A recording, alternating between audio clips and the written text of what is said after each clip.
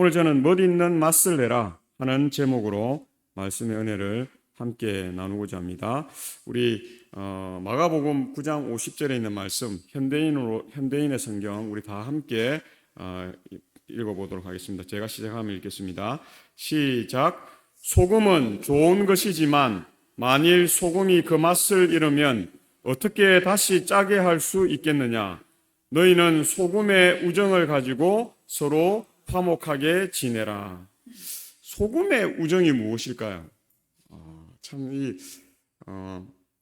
이렇게 오늘 저는 이 말씀을 읽으면서 하나님께서 이 소금의 우정을 가지고 서로 화목하게 지내라. 소금은 맛을 내는 것이죠. 그래서 음식에 들어가면 짜게 하고 또 어떤 그러한 부분에 들어가면 그것이 이렇게 방부에 그것이 있어서 빨리 상하거나 그렇게 하지 않는 그러한 역할을 하는 것을 우리는 다 압니다.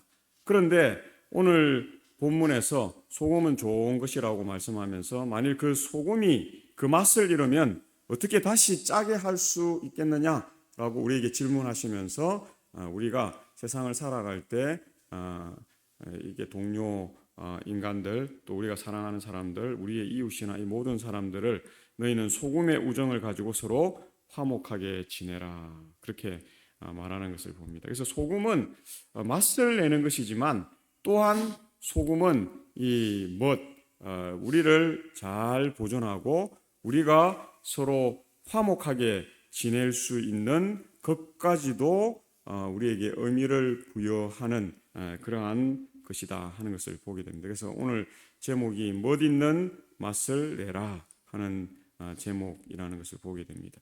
이 멋과 맛은 조금 유사한 것도 있지만 또 다릅니다. 그래서 맛과 이 멋의 차이가 무엇이라 생각하는가 우리가 한번 이렇게 생각해 볼 필요가 있는데요. 이 맛이 미각과 혀를 즐겁게 하는 것이라면 멋은 눈과 귀 그리고 풍채와 인격 전체를 마음으로 즐기는 것이라고 할 수 있다 그렇게 말합니다. 그래서 가장 아름다운 여인을 보고 예쁘다고 이렇게 했다면 그것은 맛을 의미하고 우아하다고 표현했다면 그것은 멋을 의미한다고 단적으로 아주 쉽게 표현하면 그렇다는 것입니다. 그래서 사람들 중에는 멋을 따라 사는 사람이 있는가 하면 맛을 따라 사는 사람이 있는 것을 보게 됩니다. 그래서 멋을 더 높게 치는 사람 또는 맛을 더 높게 또 의미 짓는 그러한 사람으로 우리가 볼 수 있는데요. 국어 사전적 의미에서 보면 맛은 음식 따위를 혀에 댈 때에 느끼는 감각 또 어떤 사람이나 현상에 대하여 느끼는 기분 또 세 번째 의미는 제격으로 느껴지는 만족스러운 기분. 그래서 우리가 맛이 좋은 음식을 먹게 되면 어떻습니까? 그냥 맛있다라는 것뿐만 아니라 우리의 기분과 우리의 만족도가 급상승하게 됩니다. 그래서 어떤 사람들은 인생의 즐거움을 이 맛에서 찾는 그러한 사람들이 많이 있는 것을 봅니다. 반대로 맛과 이런 것을 별로 중시하지 아니하고 멋을 중시하는 사람이 있습니다. 그래서 못 먹더라도 차림새가 또 행동이 됨됨이 이런 것들이 세련되고 아름다워야 한다. 그래서 옛날에 우리 양반 문화의 양반들은 밥을 굶어도 어떻게 해요? 에헴 하면서 굶지 않은 것처럼 품격, 품위를 이렇게 나타내는 그런 것이 더 중요하다. 그런 생각을 했습니다. 그래서 옛날 우리 조선시대나 이럴 때 잔반, 토반 이 망하고 가난하고 가진 것이 없는 양반들이 있었는데요. 그렇지만 양반의 품격을 잃어버리지 않기 위해서 어떻게 해요?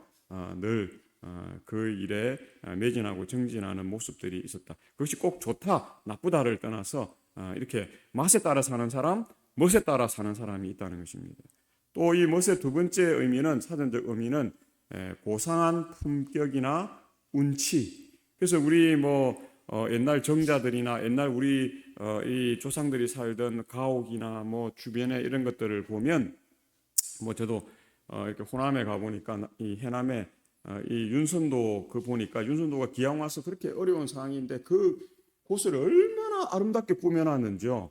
그냥 신선이 사는 곳처럼 다 바위 하나하나마다 이름을 다 붙이고요. 의미를 다 부여하고 작은 이 건너는 이 다리를 나무 이렇게 다리를 하나 만들어 놨는데도 그것도 어떻게 해요?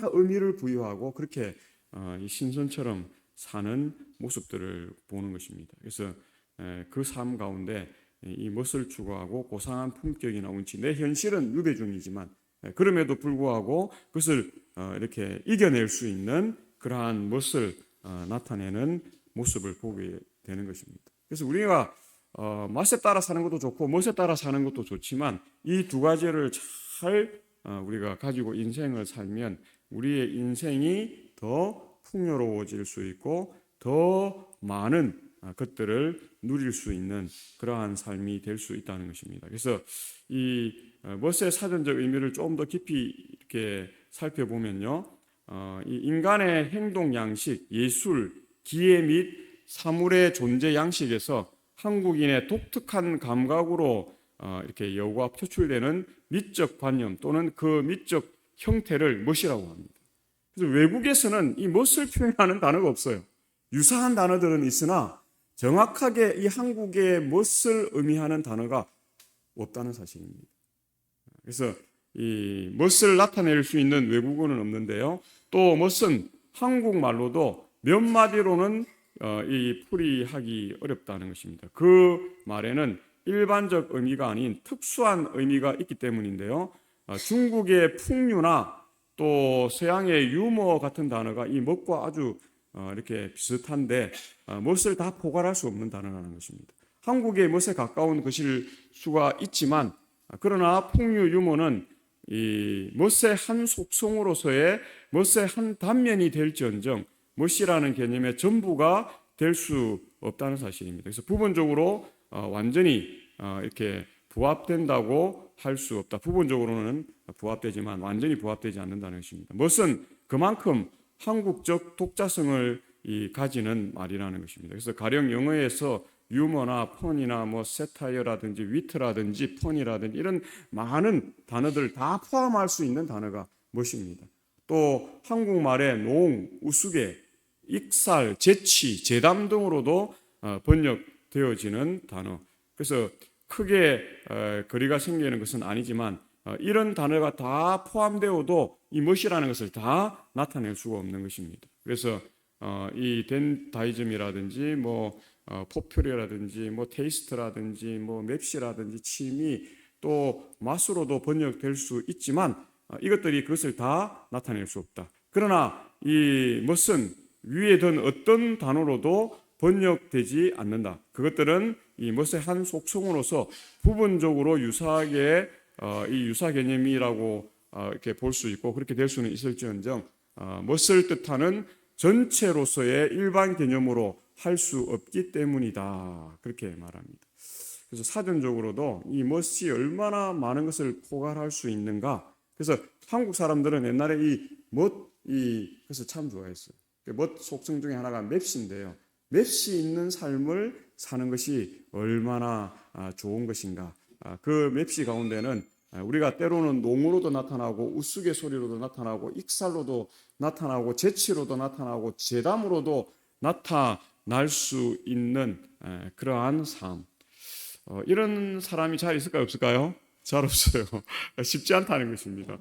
그러나 우리 조상들은 이러한 삶을 추구했고 또 그러한 삶 가운데서 많은 우리에게 유익된 삶들을 나타내 보여주고 있다는 것입니다.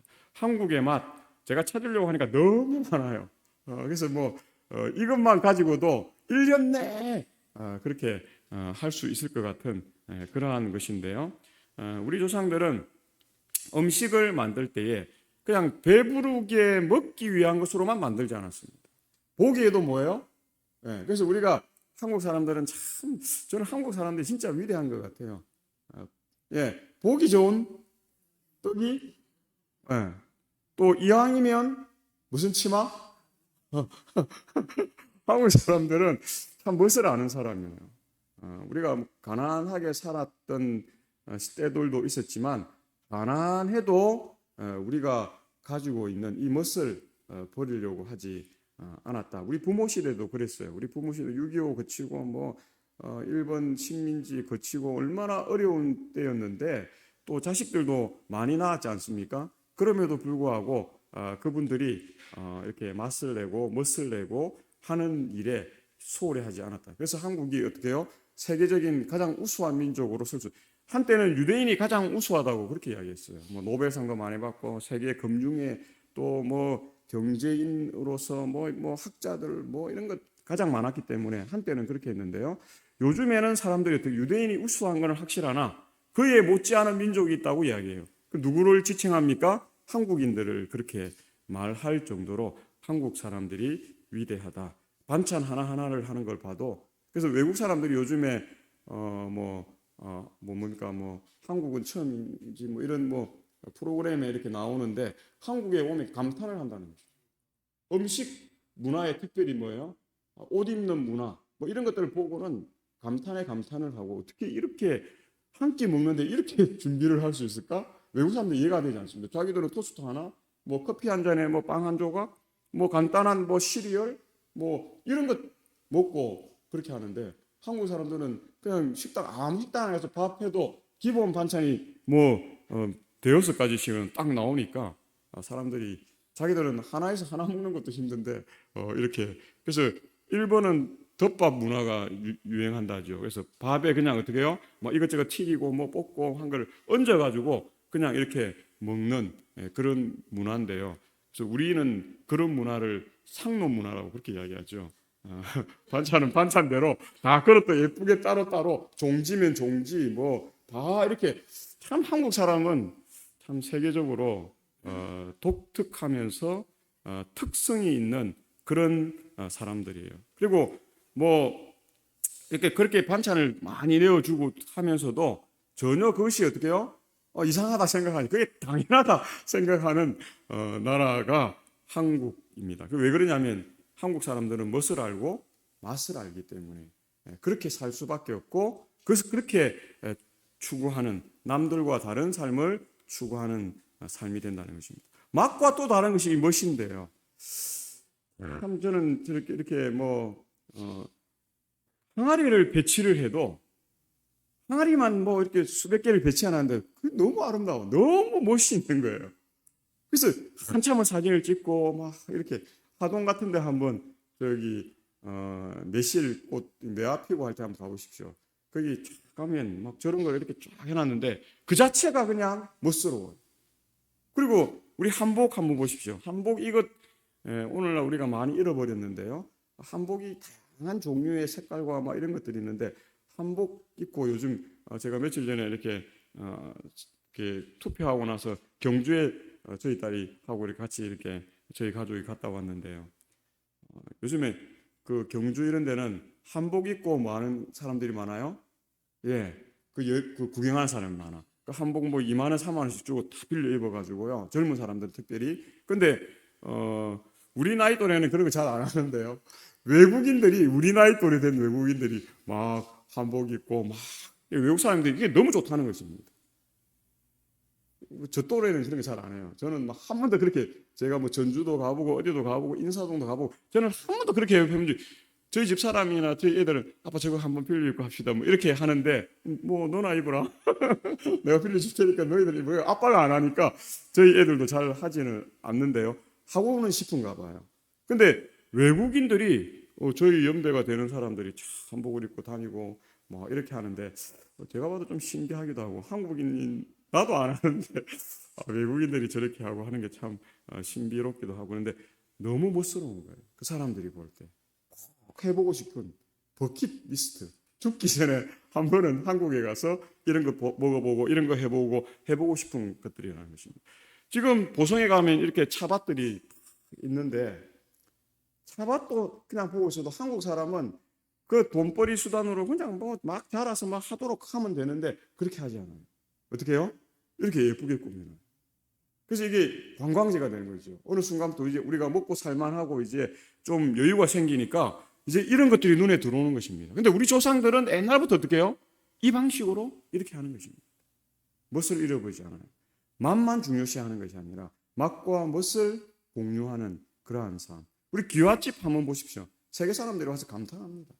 야, 저 곡선.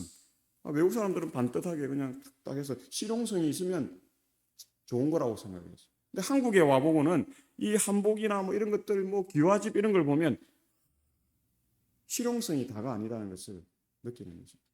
한국 사람들은 그만큼 이 멋과 맛을 중요시 여긴다. 그래서 월남 이상재 선생님의 아주 유명한 일화가 있는데요. 이 선생님에 대한 재미있는 실제 이야기입니다. 어느 날 이상재 선생님께서 늦도록 책을 읽는데 도둑이 들어온 것입니다. 이방 저방 다니면서 한 보따리 뭐 싸들고 막 하는 소리가 들려요. 그런데 이상재 선생님은 이제 도둑이 들어오는 것들을 알았는데도 불구하고 계속 서재에서 책을 읽고 있는 것입니다. 선생님이 계신 방문을 이 도둑이 막 이방 저방 훔치다가 선생님이 책 읽고 있는 방문을 여는 거예요. 이때 이렇게 선생님이 놀라야 되는데 누가 놀랐어요? 도둑이 깜짝 놀랐습니다. 근데 선생님은 여유 있게 안녕하십니까 하고 인사를 하더라는 것입니다. 그리고는 안절부절한 도둑에게 못하는 그 도둑에게 필요한 것 있으면 뭐 염려하지 말고 걱정하지 말고 다 가져가시라고 그렇게 이야기를 했다는 것입니다. 참 쉽지 않은 그러한 것이죠. 도둑은 얼떨결에 고맙다고 인사를 하고 그렇게 나갔다는 것입니다. 그런데 이제 나가서 이제 가던 중간에 순찰하던 순경에게 붙들려서 다시 이렇게 이상재 선생님 집으로 오게 된 것입니다. 순경은 도둑을 끌고 다시 선생님 댁으로 와서 도둑을 잡았으니 물건을 받으시라고 그렇게 말을 했습니다. 근데 선생님이 어떻게 대답했냐면 얼마나 이분이 멋과 맛 뭐 이런 유머와 재치와 맵시와 재담이 있는가 이런 대답을 했다는 것입니다. 이때 월남 선생님은 내가 가지고 가라고 주었는데 어찌 도둑이냐 우리 집에 온 손님이요 라고 태연히 말씀하시고 거기서 다 가져가도록 그렇게 했다는 것입니다. 그때 가난한 시절이죠. 먹고 살기 힘들고 그래서 정말 나빠서 도둑이 되기보다는 뭐 장발장처럼 먹고 살기 위해서 도둑이 되고 훔치고 하는 사람들도 참 많은 것을 선생님이 알았기 때문에 내가 가지고 가라고 주었는데 어찌 도둑이냐 우리 집에 온 손님이요 그렇게 하고 그를 돌려보내서 그거 다 가지고 이렇게 가도록 그렇게 했다 하는 것을 보게 됩니다. 디모데후서 2장 3절과 4절의 쉬운 성경에는 예수 그리스도의 훌륭한 군사답게 지금 우리가 받은 고난을 함께 겪으십시오. 군사는 자신의 지휘관을 따라 그를 기쁘게 해야 하기 때문에 이 세상의 작은 일에는 신경을 쓸 수가 없습니다. 그렇게 얘기합니다. 이 말씀을 현대어 성경에는 그대는 예수 그리스도의 훌륭한 군인답게 내가 당하는 이 고난에 참여하시오. 그리스도인의 군인이 된 이상 이 세상 일에 얽매여서는 안 됩니다. 그렇게 되면 자기를 군대에 입대시켜 주신 그리스도를 실망시켜 드릴 것입니다. 그렇게 말합니다. 우리는 그리스도인의 멋과 맛을 내는 군사가 되어야 하는데요. 우리가 세상의 작은 일에 이렇게 신경을 쓸 수가 없다. 이렇게 하면 뭔가 오해의 소지가 있는데요. 현대어 성경에는 이 말씀을 이 세상 일에 얽매여서는 우리가 참된 군사의 삶을 살 수 없다는 것입니다. 세상의 것이 가장 중요하고 세상의 물질과 모든 이런 것이 나에게 가장 우선시 된다면 우리는 이 그리스도인으로서 멋과 맛을 내는 온전한 삶을 살 수가 없다 하는 사실입니다. 다 바쁘고 다 뭐 할 일들이 많아요. 또 열심히 내가 해야지만 내가 일단 다른 사람보다 더 나은 삶을 살 수 있는 것은 맞습니다.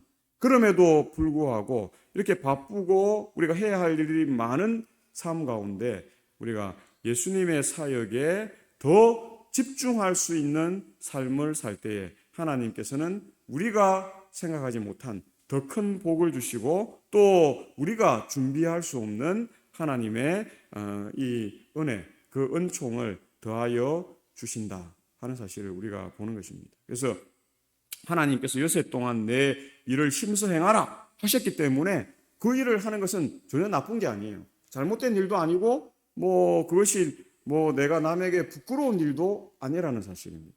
그러나 우리가 잊어서는 되지 않는 것은 안식일을 기억하여 거룩히 지키라. 그래서 여세 동안의 삶과 하루 동안의 삶의 무게중심이 어떻게 해요? 기울어져서는 되지 않고 항상 균형진 여세의 삶 가운데서도 안식일에 그 기별들이 녹아져야 되고 안식일에 우리 여섯 동안의 삶이 꽃을 피울 수 있는 클라이막스라고 하죠. 절정의 순간들이 되는 삶이 되어야 한다. 이것이 우리가 세상 일에 얽매이지 않는, 세상 일을 하지 말라는 것이 아니라 세상 일이 중심이 되고 주가 되고 거기에 얽매이는 그러한 삶이 되는, 그것을 우리는 조심해야 되고 그것을 탈피할 수 있는 그러한 삶이 되어야 한다는 것입니다. 그래서 그리스도인이 약간 친절하면 홀딱 반하고 조금 이 불친절하면 획 돌아서는 그러한 삶이 되어서는 되지 않는다는 사실입니다. 그래서 우리는 누구를 위해 헌신한다고 스스로 자만하지 않기를 바랍니다. 사람들 앞에서, 세상 앞에서 일하나 하나님 앞에 헌신하는 것입니다. 그래서 하나님 앞에 서 있기에 어느 사람 누구에게나 초연할 수 있는 먹과 맛을 지니는 그러한 삶이 되시기를 간절히 주의 이름으로 축원합니다. 우리는 언제나 호람되오죠. 하나님 앞에, 하나님은 다 아시고 다 보시고 우리의 과거와 현재와 미래를 다 아시는 하나님이시라는 사실. 하나님을 우리가 속일 수 있어요? 우리가 아무리 눈 가림한다고 그래서 어떤 동물 가운데는 그렇다 하더라고요. 이렇게 타조도 그렇고 뭐 여러 동물들이 그렇다는데요. 막 도망을 가요. 도망을 가다가 이제 자기가 잡힐 것 같으면 타조 같은 동물은 모래 속에 뭐 또 덤불 속에 자기의 머리만 탁 숨긴다는 거예요. 몸은 다 드러나 있는데 얼굴을 딱 갖고 있어 자기는 숨었다고 생각하는 것입니다. 아무리 머리를 숨겨도 몸이 다 드러나 있는데 잡히겠어요? 안 잡히겠어요? 잡히는 것이죠. 근데 본인은 현실을 뭐 하는 것입니까? 예, 그냥 속이고 자기가 뭐 자기 얼굴만 숨기면 되는 것처럼 착각하고 그렇게 사는 그러한 모습이 되어서는 되지 않는다. 하나님은 다 아시고 또 그렇기 때문에 우리를 오늘 그 섭리라고 하는 그 신학적인 그 일들을 통해서 결과적으로는 사단이 하나님을 이길 수 없는 것입니다. 없기 때문에 사단이 할 수 있는 방법은 뭐예요? 속이고 거짓을 이야기하고 또 가짜를 진짜처럼 그렇게 하고 그 방식밖에 사단이 할 수 없어요. 그래서 사단을 무엇의 압이라고 이야기합니까? 거짓의 압이라고 그렇게 이야기합니다. 그리고 죄의 창시자, 악의 창시자라고 그렇게 말을 하는 것입니다. 그러나 하나님께서 이 오랜 세월 동안 이 죄 문제가 다 드러날 수 있도록 하셨고 우리들이 어떻게 해요? 분명하게 죄와 선의 문제를 이해하고 깨닫고 우리가 선으로 이렇게 나아올 수 있도록 하나님께서 하는 가장 어려운 방법을 택하셨다 하는 것을 우리가 보는 것입니다. 그래서 베드로전서 2장 9절에 그러나 너희는 택하신 족속이요 왕 같은 제사장들이요 거룩한 나라요 그분의 소유가 된 백성이니 이는 너희를 어두운 데서 불러내어 그분의 기이한 빛에 들어가게 하신 이의 아름다운 덕을 선포하게 하려 하심이라. 그래서 이 먹과 맛을 내는 사람들은 신앙을 할 때에도 우리가 이 하나님 예수 그리스도의 기이한 빛에 들어가는 그러한 이 삶뿐만 아니라 그분의 그러한 아름다운 덕을 선포하게 하는 삶. 그래서 그리스도인 신앙의 삶을 보고 배울 점이 많아야 되겠습니까? 나는 저 사람처럼 살지 않아야 되겠다 하는 게 많아야 되겠습니까? 배울 점이 많아야죠. 식생활부터 시작해서 옷을 입고 하는 것부터 시작해서 자녀를 키우는 방식, 또 가족들과의 관계, 또 언어를 쓰는 그러한 부분, 그리고 행동하는 부분, 또 남과 대화하고 교제하고 또 그를 받들고 섬기고 또 그를 힘주고 용기 주고 희망을 주고 또 그를 또 세울 수 있는 그러한 모든 부분에서 물론 뭐 쉬운 것은 아니죠. 그러나 우리가 누구를 바라보면요. 오늘 교과 공부할 때도 그 이야기를 하더라고요. 우리가 누구를 바라봐야 돼요? 예수 그리스도를 바라봐야 되죠. 바라보기만 하는 것에 만족하면 안 되고 또 어떻게 해요? 그 예수님을 닮아가야 한다. 그게 뭐예요? 제자도입니다. 제자도. 예수 그리스도의 제자도. 그래서 제자도는 그냥 바라보고 우리 선생님이 위대하십니다 하고 끝나는 것이 아니라 어떻게 해요? 나도 작은 예수가 되어서 그 예수의 삶을 살아가는 그러한 삶이라고 하는 것입니다. 이 교장 선생님과 이 신입 여선생님이 이렇게 일하는데요. 어느 날 한 여교사가 늦게까지 업무를 마치고 혼자서 학교를 빠져나가고 있습니다. 마침 차를 타고 퇴근하던 교장 선생님이 여교사 앞에서 차를 세우고 물어봅니다. 교장 선생님도 그날 좀 늦게 퇴근하는 것 같아요. 근데 이렇게 일을 하고 지쳐있는 여교사를 제 집에까지 태워줘야 되겠다 그렇게 생각했습니다. 그래서 그 선생님 성이 이시니까 이 선생님 같은 방향이면 타시죠. 그렇게 창문을 열고 이야기했더니 여교사는 처음엔 뭐 극구 거절한 것입니다. 교장 선생님 불편하니까요. 교장 선생님 뭐 이렇게 그렇게 하니까 뭐 자기는 그냥 따로 가겠다고 그렇게 이야기했습니다. 근데 교장 선생님이 계속 퇴근하듯이 어쩔 수 없이 이렇게 같이 타고 가자고 하니까 어쩔 수 없이 교장 선생님의 차를 타고 가게 되었습니다. 이상하게 말 한마디 없이 차를 몰던 교장 선생님이 신호에 걸리자 이제 이 선생님에게 말을 건네온 것입니다. 어떻게 말을 건넸냐 하면 맞은가? 그렇게 물어봤어요. 맞은가? 그래서 당황한 여교사는 뭐라고 할 말이 없었습니다. 다시 계속해서 운전을 하고 가다가 신호에 또 걸리자 교장 선생님이 제 차 똑같은 말을 하는 것입니다. 맞은가? 그렇게 또 묻는 것입니다. 이 교장 선생님은 이제 경상도 사람이니까 여교사는 이번에는 대답하지 않으면 안 될 것 같고 교장 선생님에 대한 예의가 아닐 것 같아 조용한 목소리로 대답합니다. 이 여수 선생님은 아마 서울 분인 것 같아요. 그래서 마징가라는 이 의미를 잘못 받아들이고 마징가 Z 그렇게 교장 선생님에게 대답을 했습니다. 그러자 교장 선생님이 무뚝뚝하게 또 한마디 더 하는 것입니다. 뭐라고 했냐면 그럼 막내인가?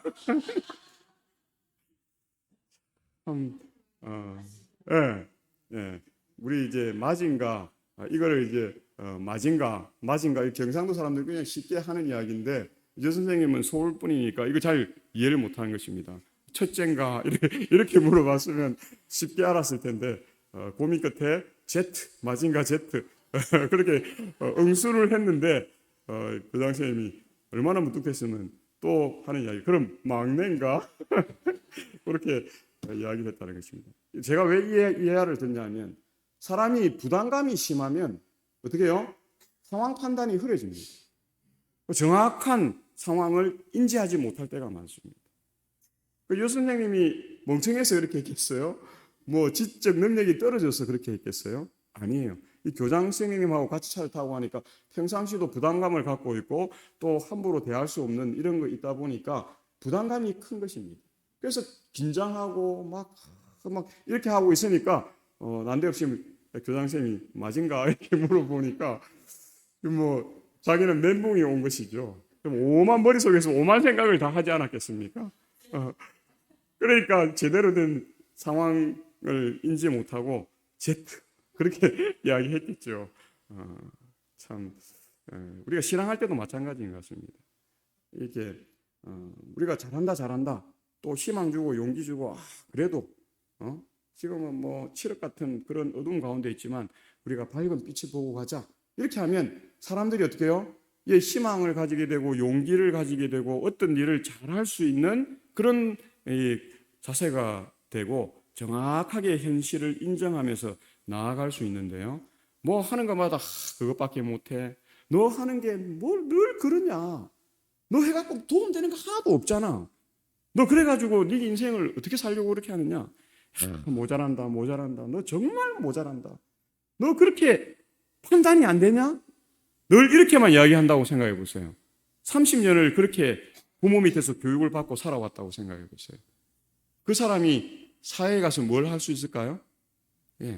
항상 눈치를 보겠죠. 뭘 해놓고도 잘했는지 못했는지. 근데 들려오는 소리가 좀 부족한데? 이렇게 되면 어떻겠습니까? 그 사람은 완전히 망가지는 그러한 마음을 가질 수밖에 없어요. 왜 우리가 고향에 이렇게 내려오고 부모 곁에 내려오고 하는 일이 뭐예요? 이래 보니까 힘들거든요. 내 마음대로 되지 않거든요.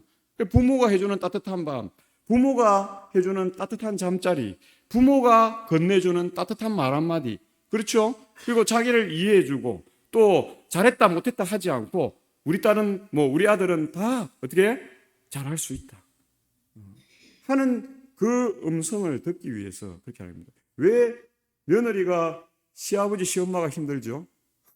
늘 부족하다는 것입니다. 우리 아들은 좋은데 며느리가 좀 부족하다. 또 반대로 우리 딸은 참 좋은데 사위가 뭐예요? 우리 딸만큼 되지 않는다.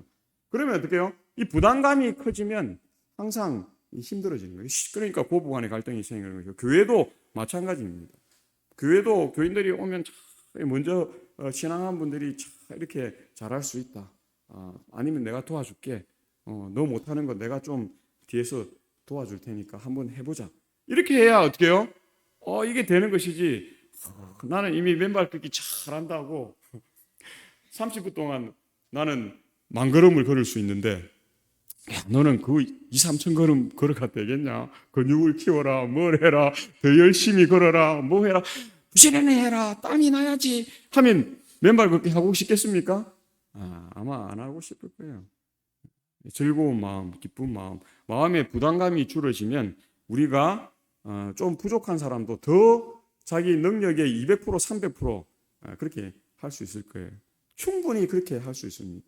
그래서 그러한 삶이 되어야 한다. 그래서 마귀의 전략은 그렇게 하지 못하도록 하는 것입니다. 우리가 하나 되지 못하게 하고 우리가 하나님의 일을 하지 못하게 하고 우리가 연합되지 못해서 어떤 일을 잘할 수 없도록. 그래서 하나님과 하나 되지 못하게 하는 것이 마귀의 첫 번째 전략이고요. 두 번째 전략은 부부가 하나 되지 못하게 하는 것입니다. 세 번째는 온 가족이 하나 되지 못하게 하는 것이고, 네 번째는 온 교회가 하나 되지 못하게 하는 것이고, 다섯 번째는 온 세상이 하나 되지 못하게 하는 것이 마귀의 전략이죠. 한 번도 변한 적이 없고 지금까지도 끊임없이 사단이 그렇게 해오는 전략 전술이라고 하는 것을 우리가 봅니다. 이 하나 되지 못하는 신앙도 마찬가지인데요. 상대편의 이 나쁜 면을 계속 이야기하고 보면 하나 될 수 있을까요? 없을까요? 부부간에도 상대의 자꾸 단점만 이야기하면 그 부부 금술이 좋아질까요? 나빠질까요? 예, 부부 금술에 금이 딱 그렇게 가게 되어 있습니다. 또 우리가 두 번째는 상대방의 단점만 계속 보고 이야기하고 그렇게 하면 그 둘은 이렇게 연합되어서 하나를 이룰 수 있는 관계가 되지 못한다는 것입니다. 세 번째는 나쁜 점을 과대 해석하는 것입니다. 단점으로 전인격을 사잡아 욕하게 되면 좋은 사람 아무도 없어요. 사람들은 다 장점이 있고 단점으로 가지고 있는데요. 장점만 가지고 일하려고 하는 사람이 있고 또 단점이 있지만 그것을 인정하고 잘 보완해 가면서 일을 하려고 하는 사람이 우리가 있는 것을 보게 됩니다. 어쨌든 간에 장점으로 일하려고 하는 사람에게 단점만 계속 이야기하면 그는 어떻게 해요? 단점 투성이의 사람이죠. 단점이 있는데 장점을 계속 부각시켜주면 그 사람은 어떻게 해요? 좋은 그 일을 담당할 수 있는 그러한 사람입니다. 그래서 우리 목회자들이나 장로님들이나 우리 집사님들은 우리 후배들에게 또 초신자들에게 또 신앙의 뿌리가 약한 사람들에게 어떻게 해야 됩니까? 그들에게 칭찬하고 격려하고 용기 주고 후원해 주고 그렇게 될 때에 그 사람을 바꿀 수 있어요. 그래서 사랑이 사랑을 일구어내는 것입니다. 우리가 선생님들이 가장 힘들고 교수님들이나 가장 힘든 게 뭐냐면 단점들이 너무 잘 보여요. 못하는 게 너무 잘 보여요. 그렇기 때문에 계속 그것을 지적하게 됩니다. 그러면 어떻게 해요? 제자들은 더 나아질 수 있을 것 같은데 더 나아지는 것이 아니라 어떻게 해요? 자기의 한계의 직면에서 포기하고 자포자기하고 나는 이 정도면 내 역량을 다 펼쳤다. 그렇게 이야기하는 것입니다. 그러니까 가정을 보면 부모들은 자녀의 단점을 이야기하는 가정이 자녀를 많이 성장시키지 못하는 것을 봅니다. 반대로 자녀의 장점을 자꾸 부각시켜주고 그렇게 하면서 잘 후원해주고 격려해주고 용기 주는 가정이 어떻게 된다고요? 그 사람을 그 자녀를 극대화시킬 수 있는 그러한 삶이 된다. 그 다음에 볼 때마다 단점을 지적하고 꼬집는 이 일들은 우리가 신앙 안에 하나 되지 못하게 하는 것입니다. 다섯 번째는 상대방이 없는 데서 상대방의 단점을 떠버리고 다니는 삶. 그 앞에서 이런 부분이 좀 안 좋더라. 이런 부분을 좀 이렇게 우리가 서로 좀 조율하면 좋겠네. 이렇게 그 앞에서 하는 거는 그나마 좀 괜찮습니다. 그런데 상대방이 없는 데서 상대방의 단점을 이렇게 이야기하고 하면 서로 이제 뭐가 될 수밖에 없어요? 원수가 될 수밖에 없습니다. 결코 하나 될 수 없습니다. 차라리 정말 그에게 그 단점을 좀 이야기하고 싶으면 그 사람한테 그 직접 어떻게 해요? 이런 부분이 있어. 내가 너를 상대하는 참 힘들다. 서로 이렇게 좀 조율할 수 없을까? 하는 것이 차라리 낫지. 없는 데서 그 단점을 이야기하는 것은 우리가 신앙 안에 하나 되지 못하게 하는 것입니다. 그러면 신앙 안에 하나 되는 것이 우리에겐 필요하지 않습니까? 하나 된 신앙은 첫 번째 상대방의 좋은 면을 우리가 보도록 우리의 이 눈, 코, 입 또 우리의 행동, 우리의 이런 것들을 자꾸 만들어 가야 합니다. 두 번째는 상대방의 장점으로 미래를 말하는데요. 전 인격이 그렇게 변할 것이라고 말하는 것입니다. 너도 바뀔 수 있다. 너도 신앙 안에서 예수님 닮아갈 수 있다. 예수님의 성품을 우리가 가질 수 있다 하는 그러한 부분들이 필요된다. 세 번째는 볼 때마다 희망과 용기를 주고 칭찬, 격려를 해주는 것이라고 하는 것입니다. 저는 목회하면서 주위 분들이 저를 조금 제 자랑이 아니라요. 저를 좀 좋아하는 사람들이 많아요. 근데 그분들이 저를 좋아하는 이유는 한 가지입니다. 왜냐하면 저는 그 사람들을 만날 때마다 장점을 잘 이야기하지 않고 뭐예요? 단점들 또 좋아질 수 있는 부분들에 대해서 이야기를 많이 해줍니다. 후배들한테도 그렇고 그렇게 합니다. 그러니까 어떻게 해요? 네, 좋아하는 거예요. 제가 만날 때마다 너는 어떻다. 야 너는 그것밖에 안 돼. 너 부족한데. 야 너는 그렇게 하지 마라. 막 이런 이야기만 한다면 좋아하는 사람이 많을까요? 싫어하는 사람이 많을까요? 싫어하는 사람이 많죠. 싫어할 뿐만 아니라 원수들이 아마 많을 거예요. 그런데 우리가 사람을 이렇게 함께 하나 되어서 신앙하려고 할 때에 우리가 희망과 용기와 칭찬과 격려를 하는 삶이. 근데 가짜 거짓된 것을 칭찬하고 희망 주고 용기 줄 필요는 없죠.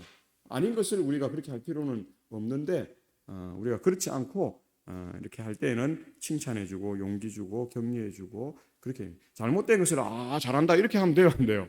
그거는 그 사람을 이렇게 잘못된 길로 가게 하는 거고 굽게 가게 하는 거기 때문에 그 잘못된 것을 칭찬해 줄 필요는 없지만 우리가 평상시에는 이렇게 희망과 용기와 칭찬과 격려를 하는 삶. 그다음에 상대방이 없는 데서 그의 장점을 즐거이 퍼뜨리고 다닌다.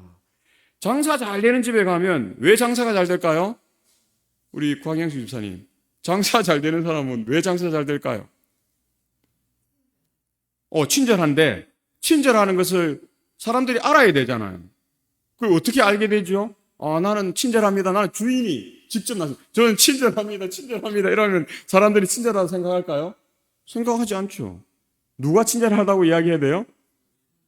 고객들이. 거기 온 손님들이 먹어보고 또 경험해보고 야, 저 집 친절하다. 그 소문이 나면 어떻게 될까요? 장사가 잘 되죠. 그 소문을 누가 내줘야 돼요? 예. 우리는 팔불출이라고 자기가 저는 참 친절합니다. 우리 집 음식 진짜 맛있습니다. 아무리 해보세요. 그 집 주인의 이야기 듣고 거기가 유명해지거나 그렇게 되지 않습니다. 거기서 먹어보고 경험해보고 한 사람들이 참 저 집 괜찮다, 맛있다, 친절하다, 음식을 정갈하게 한다, 정성껏 한다. 그렇게 될 때에 그렇게 된다는 것입니다. 그래서 이 부모와 교사와 학생에게 보내는 권면 344쪽에는 어찌하여 하나님의 택하신 백성들은 더욱 큰 열정을 내지 않고 있는가? 저들은 불멸의 멸류관을 위해서 싸우고 있으며 하나님께서 빛이 되심으로 햇빛과 달빛이 전혀 필요 없는 본향, 저들이 영원히 다스릴 나라를 위해서 싸우고 있다.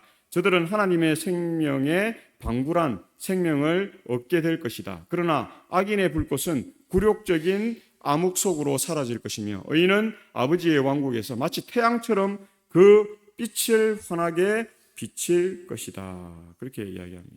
우리가 이 하나님의 생명에 방불하는 생명을 얻게 될 것입니다. 왜냐하면 하나님께서 우리에게 그 생명을 나누어 주시기 때문에요. 왜냐하면 하나님은 나누어 준다 해서 그 생명이 나중에 이렇게 없어지거나 그렇게 하지 않기 때문에 그렇게 하는 것입니다. 그래서 우리가 그것을 누릴 것이지만 우리가 어떻게 할 때요?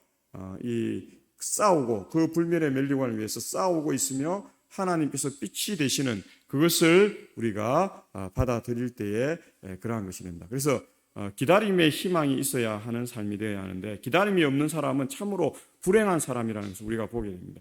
기다릴 것이 없으면 절망하게 됩니다. 우리 인간의 행복은 대체로 미래지향적인 희망에 관계되고 있다는 것을 우리가 보는데 따라서 오늘 당장 어떻게 살 것인가 하는 것이 문제가 아니라 오늘, 내일 그리고 장래에 어떻게 되느냐 하는 것이 더 중요한 것입니다. 그리고 기다릴 것이 있느냐, 약속이 있느냐, 즉 미래에 대한 보증이 있느냐에 따라 행복해지기도 하고 불행해지기도 한다는 것입니다. 이것을 성경이 말하는 용어로 말한다면 성취라고 할 수 있는 것입니다. 약속에는 성취가 있어야 하는데 그리고 기다림에는 현실로 나타나는 사건이 있어야 한다는 것. 신앙 따로 우리 생활 따로가 아닌 것입니다.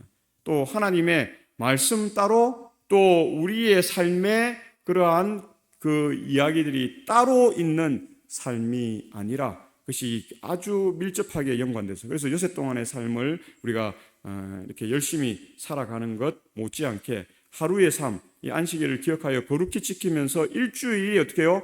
관통하고 연결되고 한 패턴으로 갈 수 있는 삶을 우리가 통해서 우리의 희망을 하나님의 나라에 두는 거룩한 삶입니다. 그래서 이 선악간의 판결이 이루어질 것인데요. 마태복음 12장 30절에 나와 함께 하지 아니하는 자는 나를 반대하는 자요 나와 함께 모으지 아니하는 자는 해치는 자라는 사실을 말하고 있습니다. 세상은 길은 두 가지밖에 없어요. 예수님의 길과 사단의 길.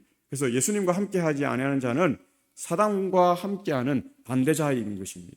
또 예수님과 함께 모으지 아니하는 자는 사단과 함께하는 해치는 자라고 하는 사실입니다. 그래서 판결은 두 가지밖에 없어요. 선과 악의 판결입니다. 선은 구원이고 악은 심판의 그것이라고 성경은 이야기합니다. 그래서 마태복음 13장 30절에 둘 다 추수 때까지 함께 자라게 두라. 추수 때에 내가 추수꾼들에게 말하기를 가라지는 먼저 거두어 불사르게 단으로 묶고 곡식은 모아 내 곡간에 넣으리라. 그렇게 말씀하고 있다는 것을 우리가 보는 것입니다. 그래서 디모데후서에도요. 너는 그리스도 예수의 좋은 병사로 나와 함께 고난을 받으라. 병사로 복무하는 자는 자기 생활에 얽매이는 자가 하나도 없나니 이는 병사로 모집한 자를 기쁘게 하려 함이라. 그래서 오늘 우리는 그리스도의 좋은 병사로 우리가 먹과 맛을 낼 수 있는 소금처럼 가장 필요한 그러한 부분들을 채우고 또 이루어 갈 수 있는 그러한 삶이 되어야 하겠다 하는 것을 보게 됩니다. 오늘 부조와 선지자 170쪽에 있는 말씀 아브라함의 후손에 대하여 이 사람은 다 믿음을 따라 죽었으며 약속을 받지 못하였으되 그것들을 멀리서 보고 환영하며 또 땅에서는 외국인과 나그네로라 증거하였다고 기록되어 있다. 더 나은 본향 곧 하늘에 있는 것을 얻으려면 우리는 이 세상에서 외국인과 나그네처럼 살아야 한다. 아브라함의 자손은 아브라함이 고대한 하나님의 경영하시고 지으실 성을 얻으려고 애쓸 것이다. 그렇게 이야기합니다. 그래서 오늘 우리가 이 먹과 맛 또 병사로서 좋은 병사로서 하나님의 경영하시고 지으실 성, 그 아름다운 하나님 나라에 임하는 그 일을 위해서 우리의 믿음으로 발하여져서 순종과 헌신의 삶을 통해서 이것들을 이루어 가시게 되시길 바랍니다. 마지막으로 오늘 본문 성경절인 이 마가복음 9장 50절을 현대인의 성경으로 읽으면 소금은 좋은 것이지만 만일 소금이 그 맛을 잃으면 어떻게 다시 짜게 할 수 있겠느냐? 이렇게 물으실 때에 너희는 소금의 우정을 가지고 서로 화목하게 지내라. 오늘 우리 모두가 이러한 우정을 통해서 예수 그리스도의 완전한 자녀들로 그렇게 하나님 나라에 임하시는 멋있고 또 맛있는 그러한 이 품성에 또 그러한 또 이 삶의 이 모습들이 되시는 저와 또 우리 모든 성도들 또 유튜브로 참여한 우리 모든 성도들이 되시기를 바라면서 말씀을 줄이겠습니다.